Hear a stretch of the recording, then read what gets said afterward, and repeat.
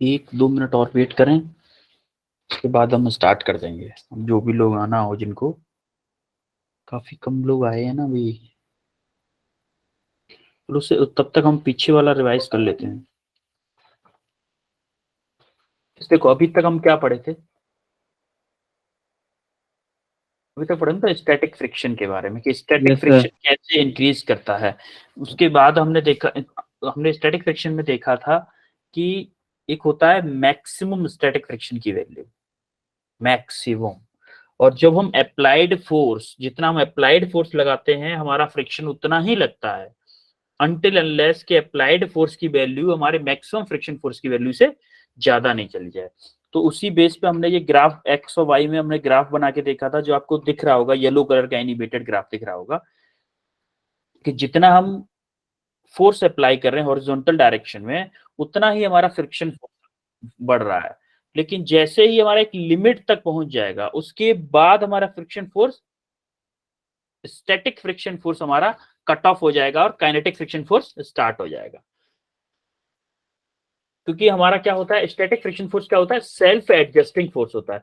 अगर आपने 100 न्यूटन, मान लो आपकी कैपेसिटी थी फ्रिक्शन फोर्स की 500 न्यूटन, फ्रिक्शन फोर्स की कैपेसिटी 500 न्यूटन थी, और अगर आप 100 न्यूटन फोर्स अप्लाई कर रहे हो तो फ्रिक्शन फोर्स कितना लगेगा, 100 न्यूटन। 400 अप्लाई कर रहे हो तो फ्रिक्शन फोर्स कितना लगेगा, 400 न्यूटन। 500 न्यूटन अप्लाई करो तो 500 न्यूटन फ्रिक्शन फोर्स लगेगा। लेकिन अगर 501 न्यूटन फोर्स अप्लाई करो तो 501 न्यूटन फ्रिक्शन फोर्स नहीं लगेगा, क्योंकि मैक्सिमम लिमिट क्या थी फ्रिक्शन फोर्स की, 500 न्यूटन। ये मैंने आपको एग्जांपल लेके भी, ये भी एग्जांपल आपको बताया था। उसके बाद हमने ये देखा था कि जैसे जैसे आप एक्सर्टिंग फोर्स बढ़ रहा है, वैसे ही वैसे आपका अप्लाइड फोर्स भी, वो फ्रिक्शन फोर्स भी बढ़ रहा है। लेकिन अनटिल अनलेस कि आपकी फ्रिक्शन फोर्स की वैल्यू अप्लाइड फोर्स के तब तक इक्वल रहेगी जब तक कि उसकी अपर लिमिट तक नहीं पहुंच जाती। जैसे ही आप उसकी फ्रिक्शन फोर्स की, स्टैटिक फ्रिक्शन फोर्स की मैक्सिमम वैल्यू की लिमिट पे पहुंच जाएगी, उसके बाद फ्रिक्शन फोर्स की वैल्यू नहीं बढ़ेगी। उसके बाद आपका ऑब्जेक्ट मूव करने लग जाएगा। अगर आप फोर्स अप्लाइड फोर्स बढ़ाते जा रहे हो तो ऑब्जेक्ट मूव करने लग जाएगा और आपका काइनेटिक फ्रिक्शन पिक्चर में आ जाएगा। उसके बाद हमने ये 3 कंडीशंस देखी थी, कि हमने देखा था कि ये ऑब्जेक्ट कब रेस्ट में रहता है, कब आपका मोशन में आता है और क्यों मोशन में आता है। हमने देखा था कि जब आपका अप्लाइड फोर्स फ्रिक्शन फोर्स के इक्वल हो सॉरी लेस देन हो, अगर आपके फ्रिक्शन फोर्स कम है अप्लाइड फोर्स, तो क्या होगा आपका, अप्लाइड फोर्स अगर फ्रिक्शन फोर्स से कम है तो क्या होगा, मैक्सिमम फ्रिक्शन फोर्स से अगर अप्लाइड फोर्स कम है तो आपका ऑब्जेक्ट रेस्ट पे रहेगा। उसके बाद हमने देखा था कि अगर आपका applied force maximum friction force के इक्वल हो जाता है तो आपका ऑब्जेक्ट जस्ट स्लिपिंग पे होगा, जस्ट स्लिपिंग पे होगा, या फिर किस पे होगा, वर्ज ऑफ मोशन पे, या फिर आपका वर्ज ऑफ मोशन पे होगा। उसके बाद हमने देखा था कि अगर आपका applied force maximum friction force से ज्यादा हो जाता है तो आपका ऑब्जेक्ट मूव करने लगता है। अब हम आते हैं इस मेन पॉइंट पे, जो कि आज का हमारा स्टार्टिंग टॉपिक है। देखो स्टार्टिंग से क्या होता है, आपका फ्रिक्शन फोर्स एक लिमिट तक बढ़ता है, एक फ्रिक्शन फोर्स एक लिमिट तक बढ़ता है। उसके बाद क्या होता है, फ्रिक्शन फोर्स एक लिमिट के बाद बढ़ता है, उसके बाद क्या होता है, ऑब्जेक्ट जैसे जैसे हम अप्लाइड फोर्स को बढ़ाते जा रहे हैं, फ्रिक्शन फोर्स एक लिमिट तक बढ़ेगा। जैसे देखो आप इसको देखो, वो स्ट्रेट लाइन को एक लिमिट तक बढ़ रही है, लेकिन यहाँ पे आने के बाद में क्या हो रहा है, यहाँ पे आने के बाद में स्टॉप हो रही है कि नहीं हो रही है, स्टॉप नहीं हो रही है। उसको हम बोलेंगे कि उसको हम बोलेंगे कि स्टैटिक फ्रिक्शन फोर्स कम हो रहा है, friction force is converted into kinetic friction. जैसे ही आपका यहां से लेके यहां तक जा रहा है, पहले स्टैटिक फ्रिक्शन यहां से लेके यहां तक गया, जैसे जैसे आप अप्लाइड फोर्स बढ़ा रहे थे और आपका फ्रिक्शन फोर्स बढ़ा था, ये कंडीशन कौन सी आपकी, ये कंडीशन कौन सी है, वो कंडीशन है जहां पे आपका अप्लाइड फोर्स क्या है, इक्वल टू है यहाँ पे किसके, F S max, static friction maximum static friction, या फिर इस कंडीशन को हम क्या बोलेंगे, verge of motion, verge of motion. इस पॉइंट के बाद में अगर थोड़ा सा भी फोर्स अप्लाई किया तो आपका ऑब्जेक्ट क्या होगा, मोशन मूव में। करने लग जाएगा। अच्छा देखो, स्टैटिक फ्रिक्शन की वैल्यू हमेशा काइनेटिक फ्रिक्शन से ज्यादा होती है कि नहीं? Yes sir. Yes sir. Static friction की वैल्यू हमेशा काइनेटिक फ्रिक्शन से ज्यादा होती है। क्यों होती है, क्यों होती है बेटा? क्योंकि देखो, स्टैटिक फ्रिक्शन सर, हाँ क्योंकि स्टैटिक फ्रिक्शन, इंटरलॉकिंग ज्यादा होती है सर स्टैटिक फ्रिक्शन में सर। देखो क्योंकि स्टैटिक फ्रिक्शन दो चीजों से मिलकर बना होता है, interlocking as well as cold welding. अच्छा देखो, कोल्ड वेल्डिंग स्टैटिक फ्रिक्शन में ही हो सकती है पॉसिबल, क्योंकि देखो अब आपके किसी किन्हीं दो एटम्स के बीच में कोल्ड वेल्डिंग कब पॉसिबल है, जब उनका कुछ देर के लिए कांटेक्ट में आए वो एटम दोनों, इंटरेक्शन हो हाँ। तो क्या होता है वहां पे इंटरलॉकिंग भी होती है और कोल्ड वेल्डिंग भी होती है। स्टैटिक फ्रिक्शन में इंटरलॉकिंग प्लस कोल्ड वेल्डिंग दोनों की वजह से क्या होता है, स्टैटिक फ्रिक्शन होता है। जो काइनेटिक फ्रिक्शन होता है उसमें क्या होता है, ओनली इंटरलॉकिंग होती है, ओनली इंटरलॉकिंग की वजह से होता है। अब स्टैटिक फ्रिक्शन में क्योंकि दो चीजों की वजह से होता है, इसलिए स्टैटिक फ्रिक्शन की वैल्यू ज्यादा होती है और काइनेटिक फ्रिक्शन की वैल्यू कम होती है। इसीलिए क्या होता है कि जैसे ही आप एक वर्ज ऑफ मोशन वाली कंडीशन में पहुंच जाओगे कि आपका जो अप्लाइड फ्रिक्शन फोर्स है, अप्लाइड फोर्स है वो फ्रिक्शन फोर्स के इक्वल हो जाएगा, तो आपका ऑब्जेक्ट मूव करने लग जाएगा। और जैसे ही मूव करने लग गया तो क्या होगा, जैसे मूव करने लग गया तो आपका स्टैटिक फ्रिक्शन बोलते हैं भाई हम तो जा रहे हैं, अब हमारा काम खत्म, हमारा जो लिमिट था उससे ज्यादा फोर्स अप्लाई हो रहा है, अब हमारा कोई काम नहीं, काइनेटिक फ्रिक्शन आप संभालो उसको। तो स्टैटिक फ्रिक्शन छोड़ के जैसे ही गया तो स्टैटिक फ्रिक्शन से जो काइनेटिक फ्रिक्शन जितना अप्लाई होने वाला था, स्टैटिक फ्रिक्शन की कोई वैल्यू तो डिक्रीज होते होते कि काइनेटिक फ्रिक्शन की फिक्स वैल्यू तक आ जाएगी। फिर ऑब्जेक्ट मूव करता रहेगा, चाहे किसी भी वेलोसिटी से मूव करे, ओनली काइनेटिक फ्रिक्शन लगेगा उसके ऊपर। समझ में आ रहा है कि नहीं? आ रहा है कि नहीं? अगर देखो इसका मतलब अगर म्यू एस की वैल्यू आपके म्यू के से अगर ज्यादा है तो क्या स्टैटिक फ्रिक्शन की वैल्यू भी ज्यादा होगी? Yes sir. कि नहीं? स्टैटिक फ्रिक्शन की value as compared to kinetic friction के ज्यादा होती है। समझ में आया है? Yes sir. फॉर एग्जाम्पल मान लो कि आपका कोई ऑब्जेक्ट है, ठीक है, इसका वेट है मान लो 100 न्यूटन और नॉर्मल रिएक्शन ऊपर है एन, तो इसका नॉर्मल रिएक्शन क्या हो जाएगा, 100 न्यूटन होगा कि नहीं होगा? नॉर्मल रिएक्शन की वैल्यू होगी कि नहीं? सर जब इसका क्या 100 न्यूटन होगी नॉर्मल रिएक्शन। अब हम इसका स्टैटिक फ्रिक्शन अगर हम निकालें, अगर हम स्टैटिक फ्रिक्शन की वैल्यू बात करें, हम स्टैटिक फ्रिक्शन की, तो क्या होगा, म्यू एस इंटू एन। अब देखो म्यू एस की वैल्यू ज्यादा है, ज्यादा वैल्यू का 100 मल्टीप्लाई करेंगे तो वो ज्यादा आएगा एज कंपेयर टू एफ के, क्योंकि म्यू के की वैल्यू कम है, उसका वैल्यू मल्टीप्लाई 100 में करेंगे तो उसकी वैल्यू कम आएगी as compared to F S के। तो क्या होगा, एफ एस की वैल्यू ज्यादा होगी किससे, एफ के से। होगी कि नहीं? Yes sir. होगी कि नहीं? सर। क्लियर है? इसीलिए क्या होता है, आपका स्टैटिक फ्रिक्शन की वैल्यू हमेशा काइनेटिक फ्रिक्शन से ज्यादा होती है। क्लियर है? स्टैटिक फ्रिक्शन लगेगा। एक पहले हम क्या करते हैं, कोई ऑब्जेक्ट मूव करेगा कि नहीं करेगा, हमें अगर ये पता करना है तो हम क्या करेंगे, सबसे पहले हम पता करते हैं कि भाई इस ऑब्जेक्ट की मैक्सिमम फ्रिक्शन फोर्स कितना लगा सकता है, मैक्सिमम स्टैटिक फ्रिक्शन फोर्स कितना लगा सकता है ऑब्जेक्ट, तो हम म्यू एस इंटू एन से निकाल लेंगे। अगर वो म्यू एस इंटू एन की वैल्यू अप्लाइड फोर्स से ज्यादा है तो हमारा ऑब्जेक्ट रेस्ट पे रहेगा, अगर वो इसके इक्वल है तो at the verge of motion होगा। तो अगर वो अप्लाइड फ्रिक्शन फोर्स की वैल्यू, जो फ्रिक्शन फोर्स लग रहा है मैक्सिमम, वो अप्लाइड फोर्स से कम है तो आपका ऑब्जेक्ट मूव करने लगेगा। जैसे कि ये वाली तीन कंडीशन थी, ये वाली तीन कंडीशन, ये बहुत इंपॉर्टेंट है कंडीशन, तीनों की तीनों बहुत इंपॉर्टेंट है, बहुत इंपॉर्टेंट है ये तीनों की तीनों कंडीशंस। कल के नोट्स में मैंने आपको भेज चुका हूं तीनों कंडीशंस को, आज के नोट्स में यहां से भेजूंगा, ठीक है? Yes sir. अब हम आते हैं एंगल ऑफ फ्रिक्शन पे। एंगल ऑफ फ्रिक्शन पे। आपको याद है एंगल ऑफ फ्रिक्शन के कांटेक्ट फोर्स को मैंने बताया था कि कांटेक्ट फोर्स का अगर एक along the plane parallel to the plane जो कंपोनेंट होता है वो हमारा फ्रिक्शन फोर्स को शो करता है, और परपेंडिकुलर टू द प्लेन होता है वो Yes, आपका sir. नॉर्मल रिएक्शन को, है Normal. ये बताया था। जी तो angle of sir. Friction Yes, क्या sir. होता है?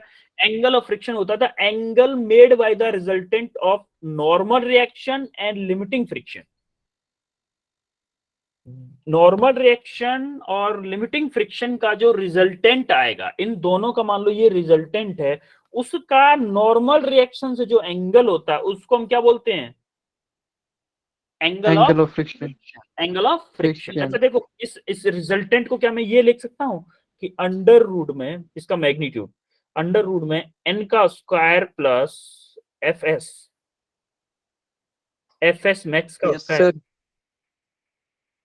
देख सकता हूं कि नहीं? Yes, sir. अच्छा एफ एस मैक्स की वैल्यू क्या होती है? एफ एस मैक्स की क्या म्यू एस इंटू एन होती है? Yes, sir. होती है कि नहीं Yes, sir. Yes, sir. भाई? स्टैटिक फ्रिक्शन की वैल्यू यही होती है। अब मुझे ये बताओ कि इस Yes. वाले ट्रायंगल से, ये मान लो कोई ट्रायंगल लिया मैंने, ये वाला, यहां से ये वाला ट्रायंगल है, ये वाला, ये मान लो ए है, ये बी है, ये सी है। ट्रायंगल ए बी सी से मुझे बताओ टेन अल्फा की वैल्यू क्या होगी? टेन अल्फा क्या होगा? Tan alpha Sir, upon R. Sir, F upon R. F has max upon R. R, sir. F upon R कैसे होगा बेटा? Sir, N. अल्फा अल्फा क्या है? ये अल्फा है, ये अल्फा। पहले ही बताओ टेन का फॉर्मूला क्या होता है? टेन का वैसे Sir, base upon sin upon cos. Hypotenuse, Perpendicular upon base. नहीं perpendicular Sin upon, upon- Yes, sir. बेटा साइन कॉस में नहीं पूछ रहा हूँ, परपेंडिकुलर अपॉन बेस टाइप में पूछ रहा हूँ। परपेंडिकुलर Sir, बेस में इस perpendicular type, upon base. Perpendicular upon base. Base. देखो परपेंडिकुलर अपॉन बेस। अच्छा ये बताओ ये अगर अल्फा है तो इसका परपेंडिकुलर क्या ये वाली साइड होगी? होगा Yes, कि sir. नहीं? Yes, sir. बेस कौन सा होगा? बेस ये वाली साइड होगी, Sir. Yes, sir. R. Base ये वाली साइड होगी ना, तो होगा क्या? परपेंडिकुलर क्या है आपका? ये है कि नहीं? बीसी परपेंडिकुलर है। आप Yes, इधर sir. से देखोगे आप, Yes, sir. ये जो बीसी है क्या वो इस फ्रिक्शन फोर्स के वेक्टर के इक्वल है? BC Yes, sir. Yes, sir. क्या ये बीसी यहां से क्या आएगा? BC upon A B, AB, sir. BC upon A B. क्या ये बीसी हमारा फ्रिक्शन एफ एस मैक्स के इक्वल है कि नहीं? एफ एस मैक्स के इक्वल। और आपका ये जो है ए बी है वो क्या है? नॉर्मल वेक्टर है कि नहीं? एन। Yes, sir. और या देखो एफ एस की वैल्यू क्या है? म्यू एस इंटू एन रख दूं, और ये एन आपका नीचे एन है। समझ में आ रहा है कि नहीं? Yes, sir. और देखो एन से एन कैंसिल हो गया तो हमारा क्या? Tan alpha equal to mu S आ गया। Yes, sir. अगर आपको अल्फा निकालना है, यहां से अल्फा निकालना है तो क्या कर दूंगा? Sir, टेन इनवर्स म्यू हो जाएगा। Yes, sir. क्लियर है सबको ये? Yes, sir. जी sir. हाँ? यही आपका ये जो रिटन में है अच्छी हैंड राइटिंग में क्लियर है। कैसे आया एंगल ऑफ जी friction? sir. Yes, sir. Angle of friction आपको इतना याद रखना है कि एंगल ऑफ फ्रिक्शन आपका जो नॉर्मल रिएक्शन और फ्रिक्शन फोर्स दोनों का रिजल्टेंट जो आता है, दोनों के रिजल्टेंट का नॉर्मल रिएक्शन से एंगल होता है। हॉरिजॉन्टल से एंगल नहीं होता, नॉर्मल रिएक्शन यानी कि वर्टिकल से, नॉर्मल रिएक्शन से एंगल होता है वो, उसको हम बोलते हैं क्या? Angle of friction. इसके बाद एक और आएगा angle of repose. Angle of repose आएगा, वो थोड़ा सा अलग होता है इससे। अभी आप एंगल ऑफ फ्रिक्शन क्लियर हुआ सबको? Yes, sir. आगे बढ़े। Yes. जी sir. अब हम देखते हैं एंगल ऑफ रिपोज। देखो एंगल ऑफ रिपोज के लिए, इससे पहले मैं एंगल ऑफ रिपोज बताऊं, मैं आपको एक एक्सपेरिमेंट करवाऊंगा एंगल ऑफ रिपोज की फीलिंग लेने के लिए। क्या आपको ये दिख रहा है? एक सेकंड रुको, मुझे जरा स्क्रीन देखने दो जिससे कि मुझे पता चले आपको कितना दिख रहा है।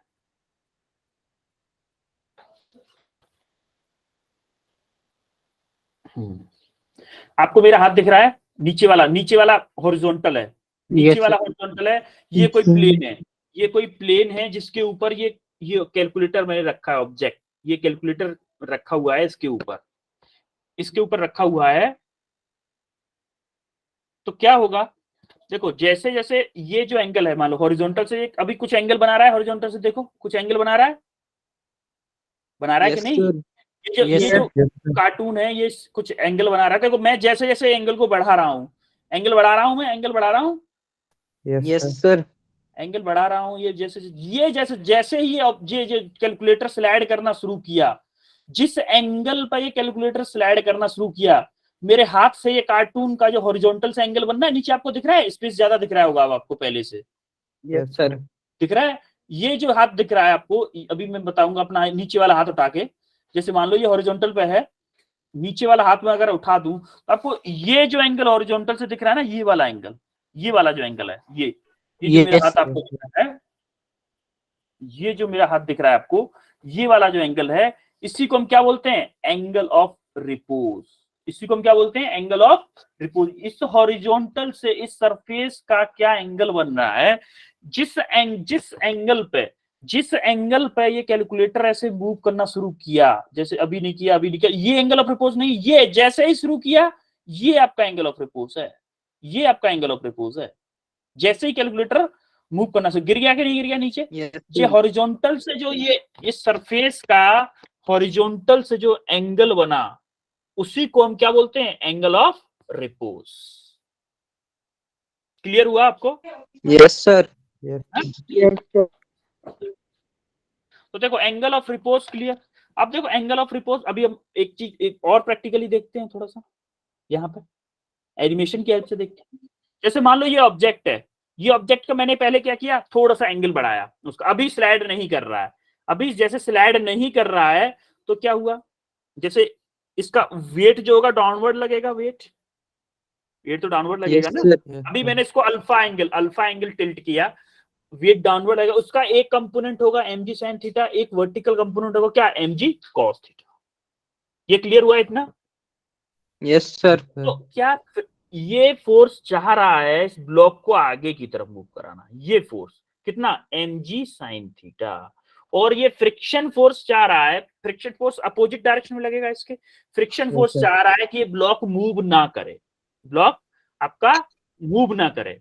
लेकिन अभी इस एंगल पे मूव नहीं कर रहा है, तो अगर मैं एंगल बढ़ाऊं, क्या थोड़ा सा और एंगल बढ़ाऊं, तो क्या ये मूव करने लग गया? देखो अभी जस्ट ये मूव करने लग गया। yes, sir. या Yes, तो sir. ये जो एंगल होगा, जिस एंगल पे ये मूव करना शुरू किया, जिस एंगल पे भी ये मूव करना शुरू किया, उसी एंगल को हम क्या बोलते हैं? Angle of Angle of repose. Angle of repose. जैसे ये थीटा एंगल पे स्लाइड करना शुरू किया है, at the verge of motion, तो क्या यहाँ पर ये होगा कि एफ एस आपका जो मैक्सिमम फ्रिक्शन फोर्स होगा, क्या वो mg sin थीटा के इक्वल होगा at the verge of motion? At the Yes, sir. Verge. देखो ये फोर्स चाह रहा है, फ्रिक्शन फोर्स चाह रहा है कि ये मूव ना करे, और ये mg sin थीटा ही आपका ऐसा फोर्स है जो कि चाह रहा है कि ब्लॉक नीचे की तरफ मूव करे। अगर ये वर्ज ऑफ मोशन वाली कंडीशन है, वर्ज ऑफ मोशन है, तो क्या ये दोनों फोर्स इक्वल होने चाहिए? Yes, sir. तो आपका फ्रिक्शन फोर्स क्या होता है? आपका फ्रिक्शन फोर्स क्या होता है? फॉर्मूला फ्रिक्शन फोर्स का म्यू इंटू एन होता है, Yes, sir. म्यू एस बोल दो, mu S into N equal to mg sin theta. अच्छा एक बात बताओ, इस डायरेक्शन में अगर मैं मान लू, इस डायरेक्शन को अगर मैं वो मान लू y डायरेक्शन, कौन सी को,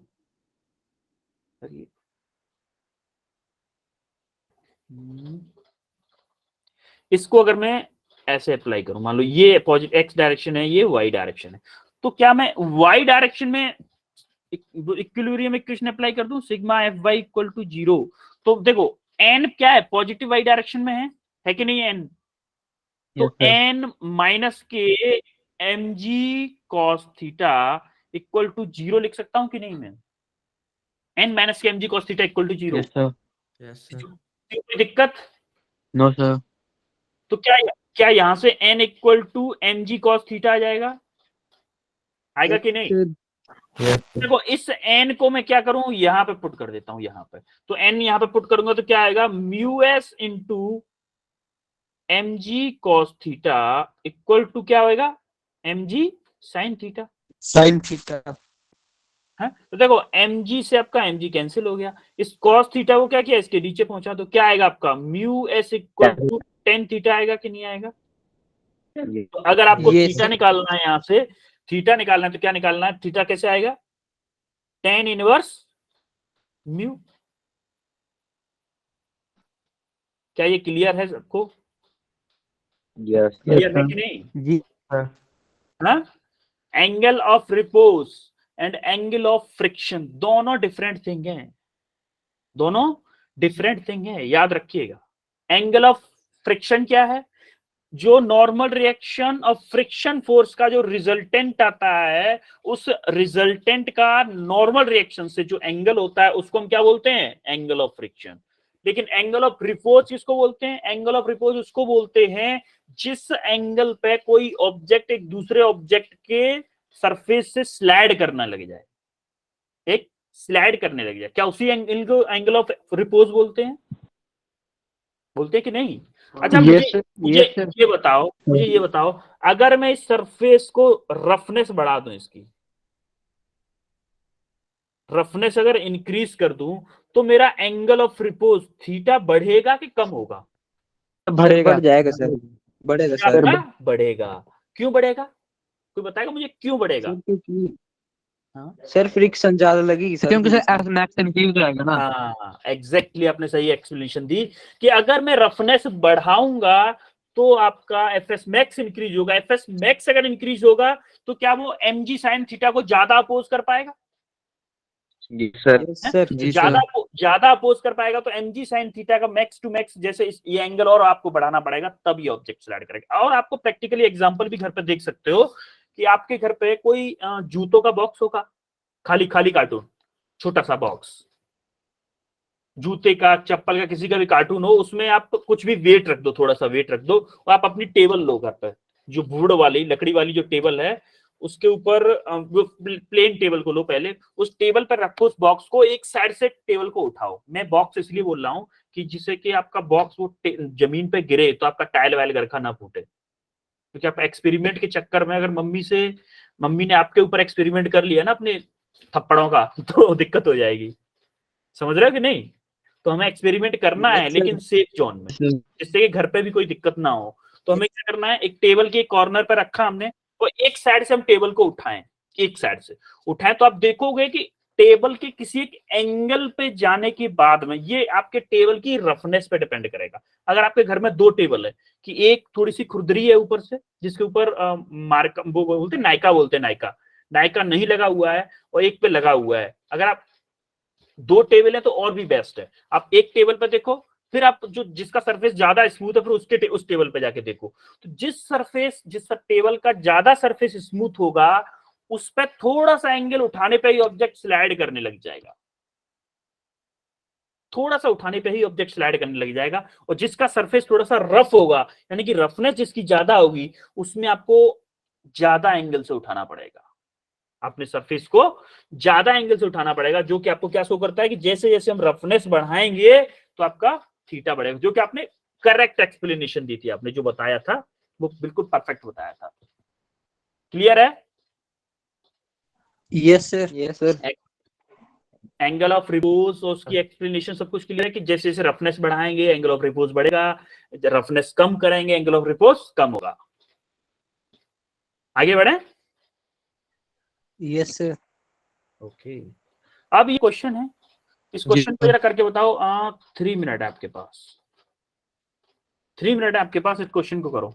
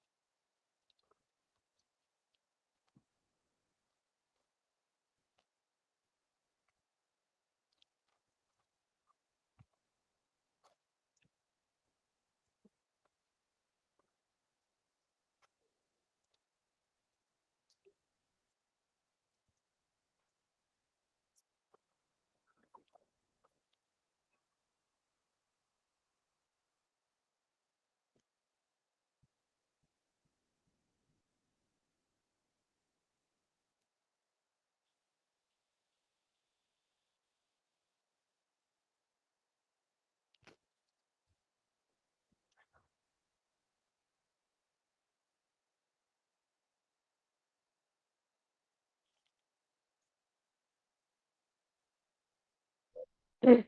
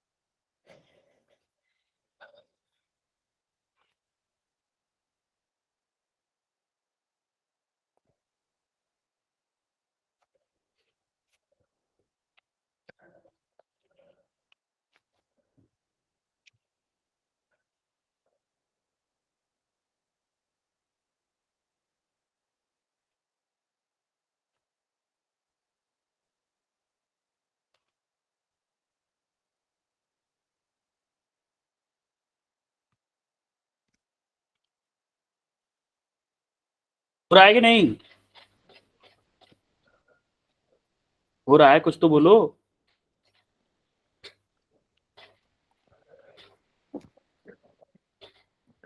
हो रहा है, अब मैं करवाऊं। आदित्य, आदित्य हो रहा है?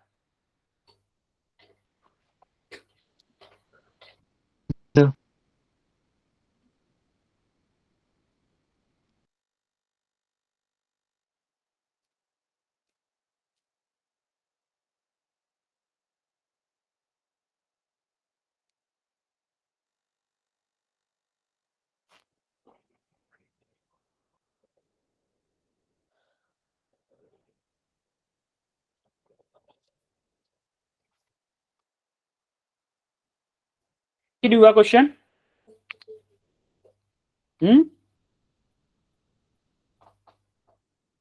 मैं करवाऊं फिर? यस यस सर पूरा करा दो आपको। ओके ओके, मैं ही करवाता हूँ। चलो मैं ही करवाता हूँ।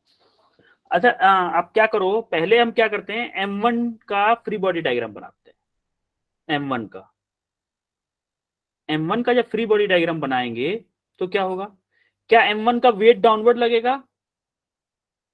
जी सर। M1 का वेट तो डाउनवर्ड ही लगेगा ना। इसका वेट आपका डाउनवर्ड लग गया, क्या M1 जी। और इसका टेंशन, टेंशन किधर लगेगा? Tension right sir, positive x axis. Positive x axis, exactly positive x axis आपका टेंशन लगेगा। पॉजिटिव एक्स एक्सिस आपका टेंशन हो गया।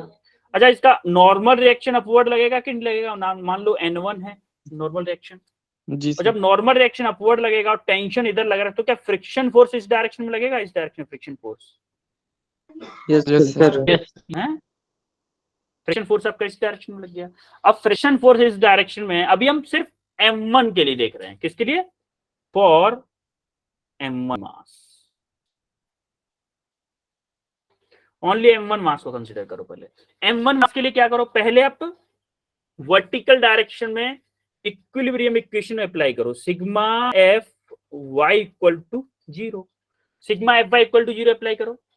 क्या मैं सिग्मा एफ वाई में ये लिख सकता हूं कि N1 माइनस के M1 जी इक्वल टू 0 लिख सकता हूं कि नहीं? कोई कंफ्यूजन किसी को? N1 अब पॉजिटिव, अब एक्स पॉजिटिव वाई डायरेक्शन है, और M1 जी क्या है? नेगेटिव वाई डायरेक्शन, इसलिए नेगेटिव ले लिया मैंने, इक्वल टू 0। तो N1 क्या आ गया मेरा? M1 जी आ गया कि नहीं आ गया N1? यस जी सर। सर। अब देखो फ्रिक्शन फोर्स की फॉर्मूला क्या होता है फ्रिक्शन फोर्स का। देखो यहाँ पे क्या दिया है, म्यू एस म्यू के equal to mu S equal to mu, यानी कि kinetic friction coefficient, static friction coefficient equal to mu दे दिया। तीनों फ्रिक्शन कोफिशिएंट हमारे इक्वल हैं।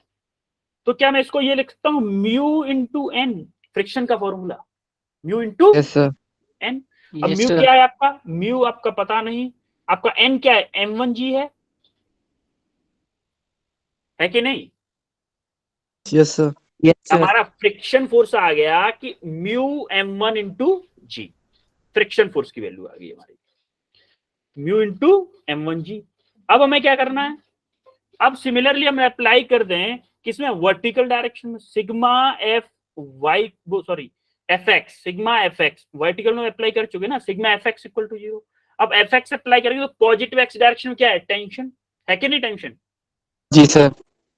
Tension minus negative Yes, sir. Acceleration क्या है, F R friction force M2G. Equal to 0। अब टेंशन क्या आएगा बेटा, आपका टेंशन फ्रिक्शन फोर्स के इक्वल हो जाएगा कि नहीं? Yes, sir. Tension friction force के इक्वल हो गया, तो फ्रिक्शन फोर्स क्या है आपका, म्यू m1 इंटू जी। अब टेंशन की वैल्यू आ गई आपकी क्या, म्यू इंटू m1 जी। अब आप आओ इस पे m2 मास पर, क्या m2 मास डाउनवर्ड डायरेक्शन में लगेगा, m2 जी लगेगा कि नहीं? जी सर। और टेंशन किधर लगेगा, यहां से टेंशन इस स्ट्रिंग पर tension positive Y axis. Positive Y axis, sorry positive Y axis में टेंशन लगेगा, टेंशन। क्या हुआ बेटा, कोई कंफ्यूजन किसी को? No sir. अब क्या करेंगे हम, फॉर मास m2, अब m2 मास के लिए क्या करेंगे हम, sigma F Y equal to 0, Y direction में आप इक्वेशन अप्लाई कर दो। अब वाई डायरेक्शन में इक्वेशन जब अप्लाई करोगे, इक्वेशन जब वाई डायरेक्शन में अप्लाई करोगे तो वाई डायरेक्शन में क्या लिखोगे,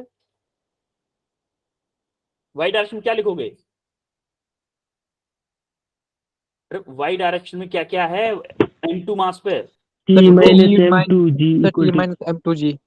टी माइनस के m2 G equal to 0। T की वैल्यू क्या है आपकी, टी की वैल्यू हमने Sir, निकाल चुके हैं, mu nu m1 M2G g equal to m2 into g, ये लिख सकते हैं हम। कोई Yes, कंफ्यूजन yes, किसी sir. को? अब जी से No, आपका sir. जी कैंसिल हो गया, हमें निकालना क्या है, m1 निकालना है। तो हमें m1 निकालना है, क्या हमारा m1 ये आएगा कि m1 equal to m2 upon mu. Clear है सबको ये क्वेश्चन कैसे हुआ? Yes, sir. Yes, sir. Clear है? Yes, sir. अभी ये आपकी एक्सप्लेनेशन है इसी क्वेश्चन की। अब ये वाला क्वेश्चन आप करके दिखाओ जरा, ये वाला क्वेश्चन पहले आप फर्स्ट पार्ट करो, ए पार्ट करो ओनली, पहले आप ए पार्ट करो। अगर आपका ए पार्ट आ गया तो फिर बी वाला पार्ट पक्का हो जाएगा। ए वाला पार्ट करो पहले, 3 मिनट है,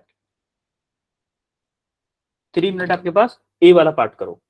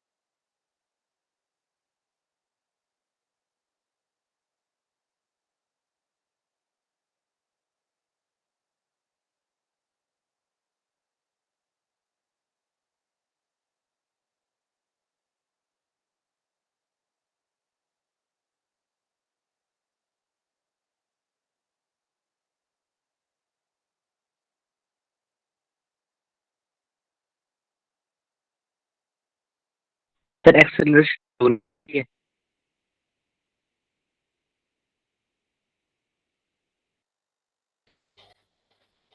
बेटा किसी का आंसर आया क्या? Acceleration. शाहिल आपकी आवाज नहीं आ रही है।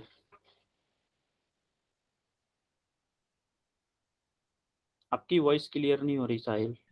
Acceleration दिख रही है। टाइप करके बता दो, अब टाइप करके।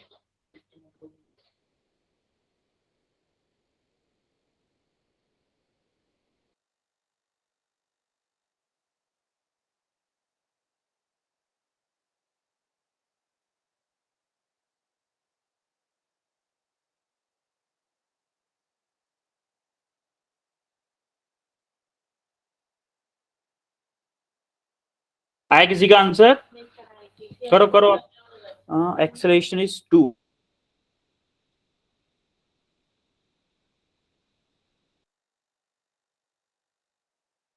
शाहिल ए पार्ट के लिए, बी पार्ट के लिए ये एक्सेलरेशन 2? सर ए के लिए।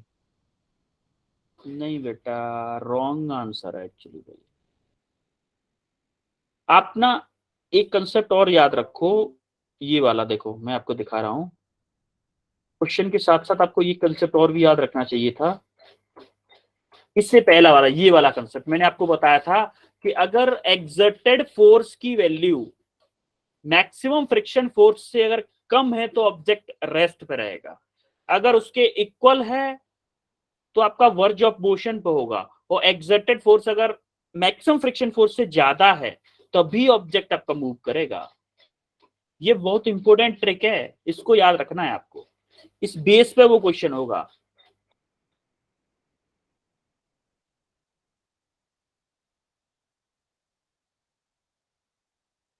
ये जो क्वेश्चन होगा उसी बेस पे होगा।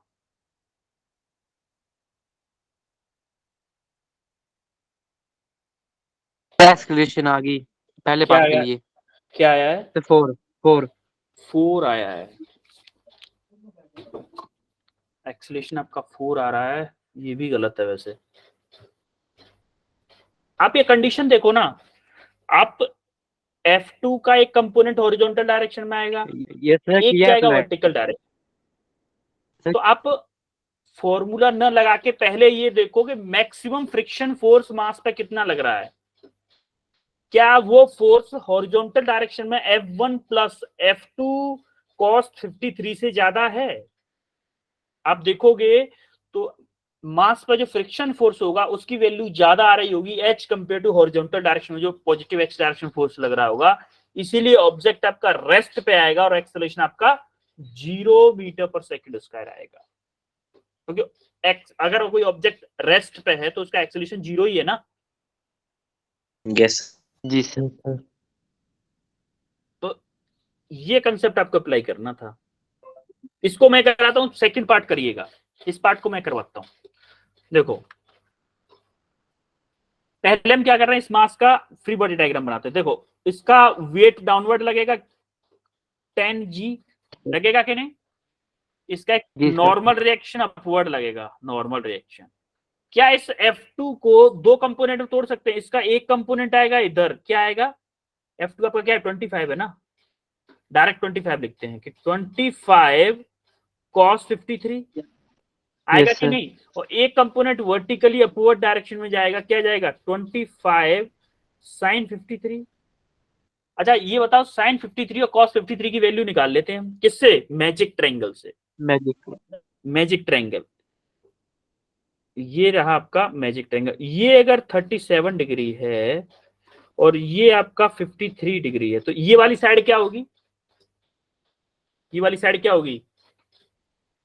देखो 53 एंगल होता है तो ये वाली साइड 3 होती है, 3 सर। ये 4 होती है, सर ये 5 होती है। 5। तो यहां से आप sin 53 की वैल्यू निकालो, क्या आ रही sin 53 की वैल्यू? 4/5।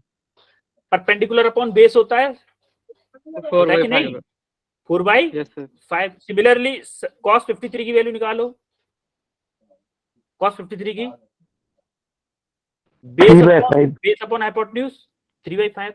तो यहां से देखोगे इसकी वैल्यू डायरेक्टली निकाली दो आप, 25 इंटू cos 53, cos 53 की क्या है 3/5, तो इसकी क्या आएगी, ये 5 टाइम्स कट जाएगा तो 15 न्यूटन होगी ना, 15 न्यूटन हॉरिजॉन्टल कंपोनेंट 15 न्यूटन, और ये वर्टिकल कंपोनेंट क्या आ जाएगा 25 इंटू 4/5, ये क्या, ये 20 न्यूटन होगा सर। बस नहीं।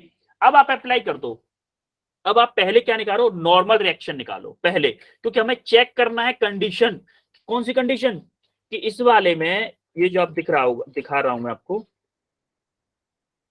यहां पे हमारी कौन सी कंडीशन फॉलो हो रही है, फर्स्ट कंडीशन हो रही है फॉलो, या सेकंड कंडीशन हो रही है फॉलो, या थर्ड कंडीशन हो रही है फॉलो, कि हमारा जो मैक्सिमम फ्रिक्शन फोर्स की जो वैल्यू है वो एक्सर्टेड फोर्स से कम है कि बराबर है कि ज्यादा है, क्योंकि यही डिसाइड करेगा कि ऑब्जेक्ट रेस्ट पे रहेगा या वर्ज ऑफ मोशन में रहेगा या आपका मूव करेगा, यही डिसाइड करेगा। तो हम पहले क्या जरूरत पड़ेगी हमें, नॉर्मल रिएक्शन, क्योंकि फ्रिक्शन मैक्सिमम फ्रिक्शन फोर्स के लिए क्या होता है, नॉर्मल रिएक्शन की जरूरत पड़ती है पहले। तो पहले हम क्या करेंगे, नॉर्मल रिएक्शन निकालेंगे इस क्वेश्चन में, पहले हम नॉर्मल रिएक्शन निकालेंगे। नॉर्मल रिएक्शन कैसे निकालेंगे, sigma F Y equal to 0।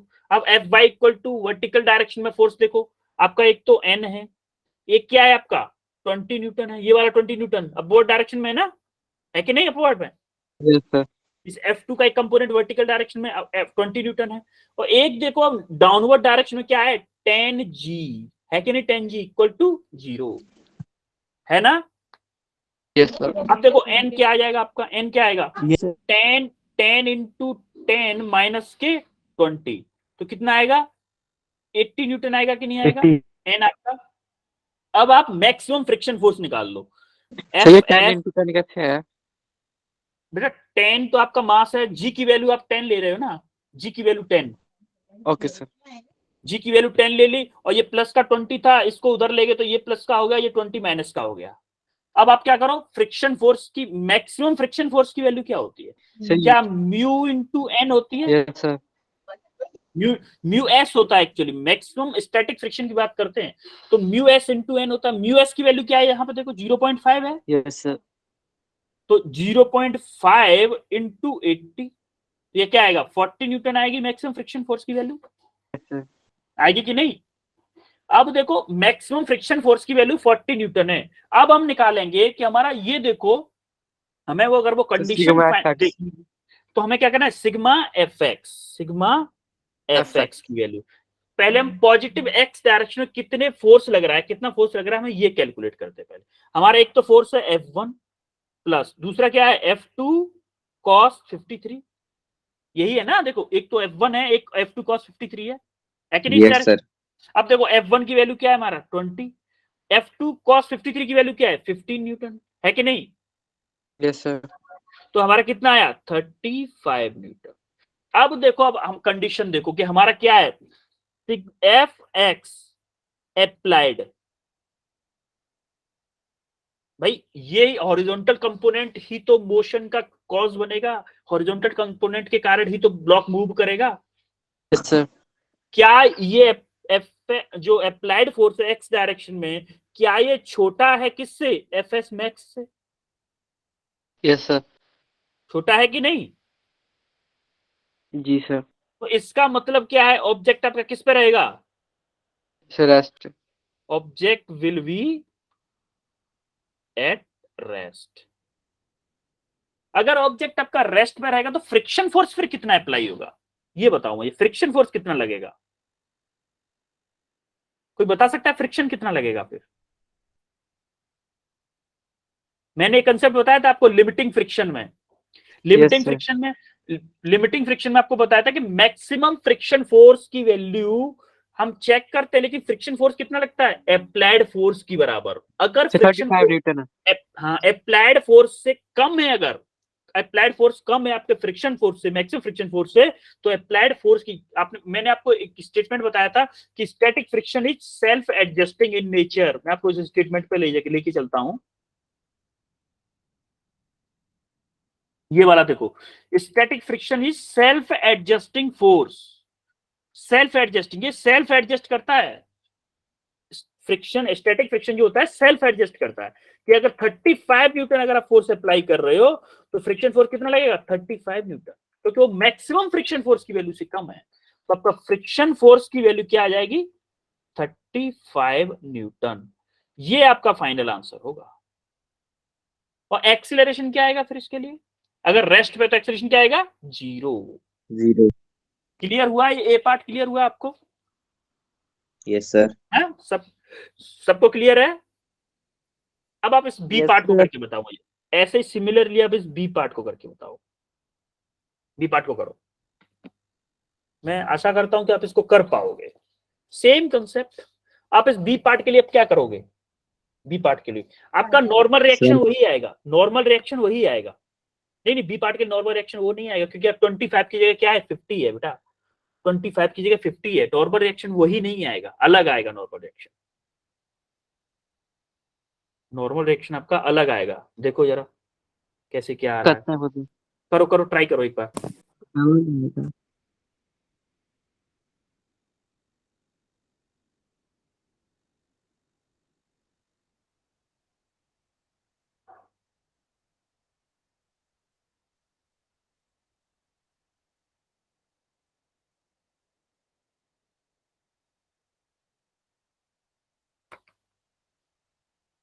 आपको सिर्फ ये करना है कि जब फाइनल में आओगे, जब कंडीशन चेक करोगे, तो आपको सर एन ऑब्जेक्ट सर 60 आ गया। एक्सेलरेशन कितना आ रहा है? सर एन नॉर्मल 60 आया। हाँ वो आप देखो, मुझे इतना नहीं पता है कि क्या आएगा, वो करेंगे तभी पता चलेगा। ये ऐसे मेरे को याद नहीं है कि कितना आंसर आएगा, करेंगे तभी पता चलेगा, लेकिन आइडिया है हल्का फुल्का कि इतना नहीं आएगा। पहले वाले मैंने आपको इसीलिए रॉन्ग बता दिया था कि जीरो, क्योंकि कुछ भी वैल्यू एक्सेलरेशन की तो हो ही नहीं सकती थी उस टाइम पे।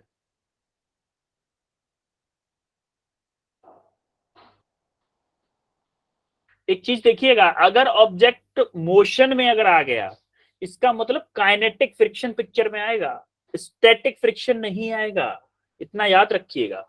काइनेटिक फ्रिक्शन पिक्चर में आएगा। आप स्टैटिक फ्रिक्शन से ही सॉल्व कर दो अगर क्वेश्चन को, तो गलत हो जाएगा।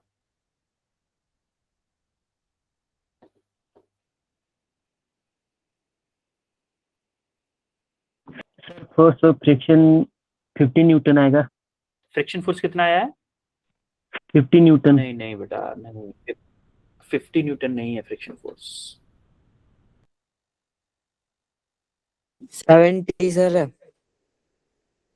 No no no no.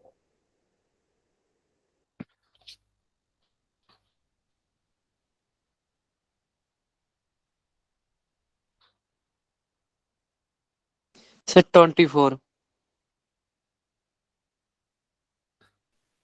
Sir जो sir 24 friction force sir friction force sir 50 newton आ रही है सर।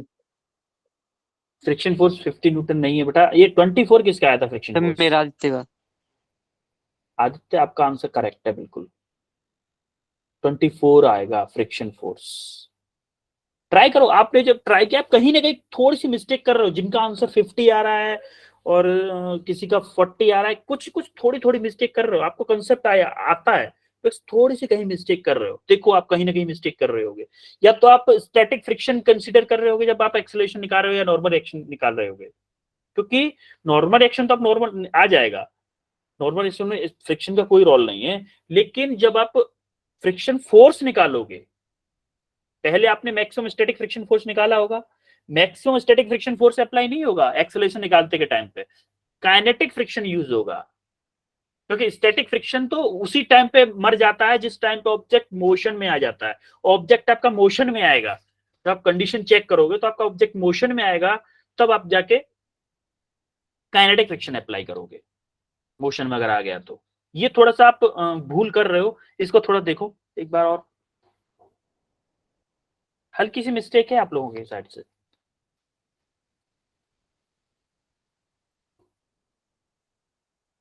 साहिल देखो जरा, चेक करो साहिल, और किसी और का भी आया था थोड़ा सा, थोड़ा बहुत मिस्टेक आया था बस।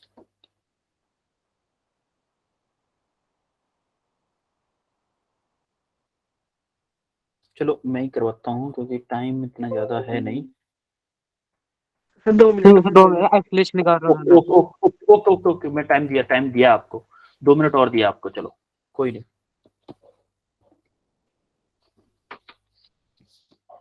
सर एक्सेलरेशन आएगी सर सेकंड वाले की 2.6 metre second inverse square.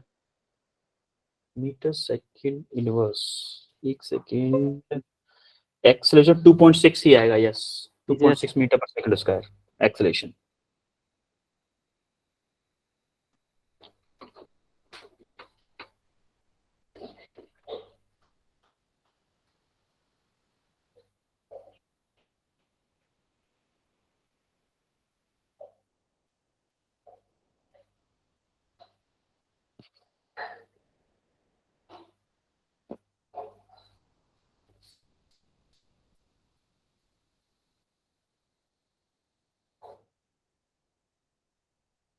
Sir 24 नहीं कर रहा सर। हाँ 24 ही आएगा। आ गया सर, 24 आ गया सर। ओके, आ गया सर। किस किस का आ गया? यीशु का आ गया, यीशु, साहिल, साहिल, यस सर आ गया सर। आदित्य का पहले ही आ चुका था, अभिषेक का भी आ गया है। Okay, well done, well done, आपका अगर आंसर आ गया तो। ये तो 24 वाला है, फर्स्ट ऑप्शन है ये। सेकंड वाला ये है, देखो थोड़ा सा इसकी हेल्प लेते हैं जल्दी हो जाए। देखो ये तो आपको पहले ही करवाया था मैंने फ्री बॉडी डायग्राम कि आपका mg जी, जी। नीचे लगेगा, फ्रिक्शन फोर्स पीछे लगेगा, नॉर्मल एक्शन ऊपर लगेगा, इस फोर्स के दो कंपोनेंट होंगे। इस बार फोर्स क्या है, ये 50 न्यूटन है, तो इसकी जगह 50 पुट कर दो, 50 इंटू कॉस 53 की वैल्यू क्या थी, cos 3.5 3.5 ये 53 था, ये 3 था, ये 4 था, ये 5 था, 53 क्या होता है 3/5 ही होगी, 3/5। यस सर अब देखो 5 से 10 टाइम्स ये क्या आ जाएगा, 10 इंटू 3 30 न्यूटन, और सिमिलरली ये क्या आएगा 50 इंटू ये साइन 53 की वैल्यू क्या होगी 4.5 4/5। तो यहाँ से 5 to 10 यानी कि 40 न्यूटन ये आएगा वर्टिकल कंपोनेंट। क्लियर है इतना तो, Okay. पहले की तरह किया है ये तो इतना तो।